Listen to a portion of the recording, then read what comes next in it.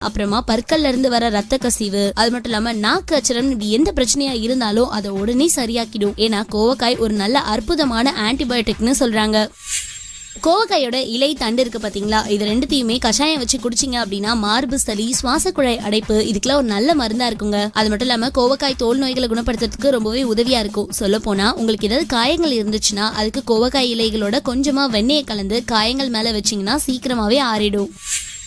பழமையான ஆயுர்வேத நூல்கள்ல என்ன சொல்லியிருக்காங்க அப்படின்னா, கோவக்காயில இருக்க சிறப்பு அம்சங்கள் நம்ம உடல்ல இருக்க ரத்தத்தை சுத்தப்படுத்துறதுக்கு ரொம்ப யூஸ்ஃபுல்லா இருக்கும். மேலும் கோவக்காயில இருக்க மெட்டபாலிக் தன்மைகள் நம்ம இதயத்தை நல்லா ஆரோக்கியமா வச்சிருக்கோம். முக்கியமா மஞ்சள் காமாலை, ஆஸ்துமா நோயாளிகள்லாம் இதை சாப்பிட்டாலே போதும், சீக்கிரமா அந்த பிரச்சனை குணமாகிறதுக்கு நிறைய சான்சஸ் இருக்கு.